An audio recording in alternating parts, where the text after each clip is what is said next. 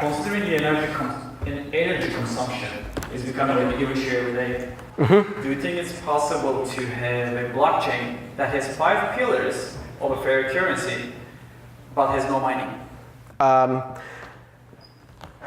Has no mining, possibly. Has no energy consumption, no.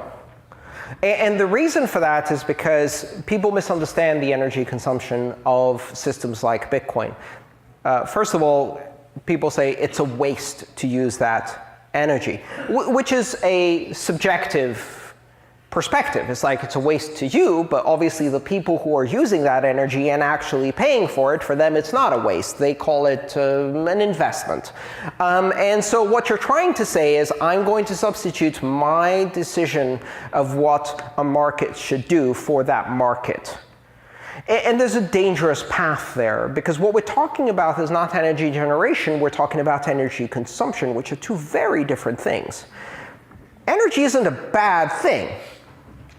Energy produced from polluting sources is a bad thing.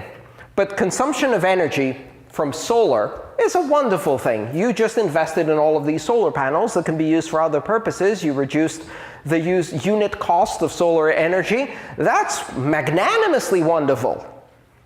So it matters where that energy is coming from. And if we have a problem with where that energy is coming from, let's address that problem, which is, let's start deciding that some forms of energy production are harmful and some are not. That means taking the externalities of carbon and pricing them, right? Which, depending on how your political leanings lie, is either the worst form of communism or it's the libertarian solution of creating markets for carbon. It doesn't matter. The bottom line is, if the problem is carbon and climate change, address the problem, not Bitcoin. Because it's a bit ironic to say that this form of energy consumption, which I'm not using, is wasteful. But Christmas lights are pretty.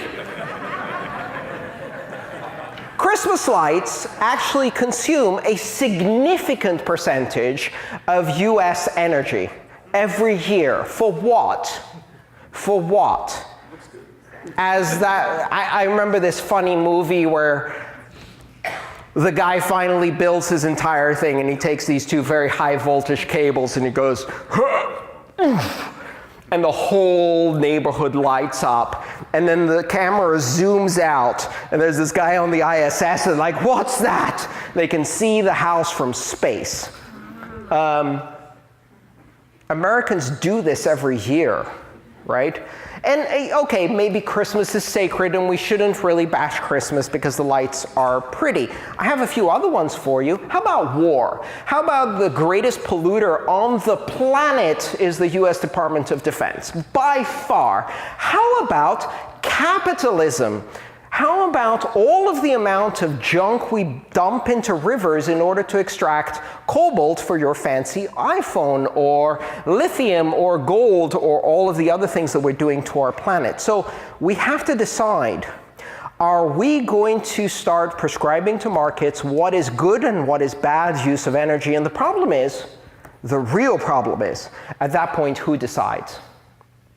I'm not even going to go to the fact that printing and shipping and guarding paper money and handling the data fraud implications of credit cards consume a far greater amount of energy than Bitcoin, and at the same time eat away at our democracy. I'm not even going to go there. The real problem is, who decides? If you say this use of energy is bad, this use of energy is good, you're a dictator. That's a decision that markets should make. For the person consuming the energy, it's all good. Now, if you want to tell me that there are externalities that have not been accounted for in the price and the market isn't working, great, let's price those externalities. Let's bill for carbon. In which case, Bitcoin mining, as the most fungible and transportable form of consumption, would immediately migrate to the low-cost alternatives. And at that point, what you're doing is you're using energy that would otherwise be wasted. You're scavenging waste energy that cannot be transported effectively to other locations. And in doing so, especially in alternative forms of energy, what you're doing is you're depreciating the capital cost of building that plant in the first place. So you put a bunch of solar here. and you say, I have a bunch of solar that delivers 15 megawatts, but there's a small community that only needs 5 megawatts. So it's going to take me 5 years to pay for that by sending it to this community. I can't ship it too far because it gets all lost in the high voltage cables.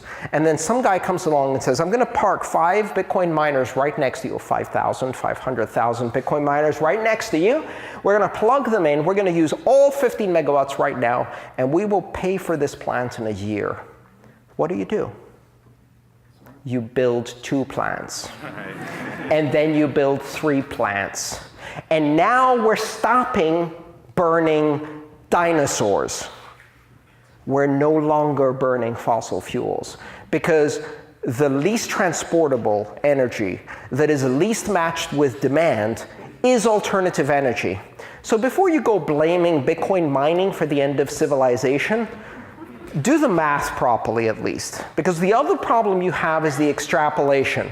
We are using this much energy for Bitcoin. It has this many transactions. Divide the amount of energy by the number of the transactions. Therefore, if Bitcoin grows by this much, we will use bullshit. That's not the real math.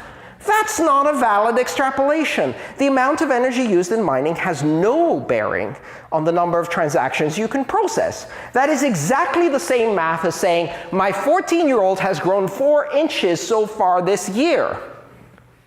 By the time he's 25, he will be 45 feet tall. That kind of shoddy math just got published in Forbes, Bloomberg, CNN, CNBC, all over the place with gloating, gleeful analysts going, see, I told you Bitcoin is going to destroy the planet. And there's one last thing I'd like to say. They said the same thing about the internet. A lot of the things they say about Bitcoin, they said the same things about the internet. A haven of terrorists, pornographers, and pedophiles, of course, but also they went and did the math. They're like, Google uses X many data centers to process X many search queries. Therefore, by the year 2020, the internet will consume 30% of US energy.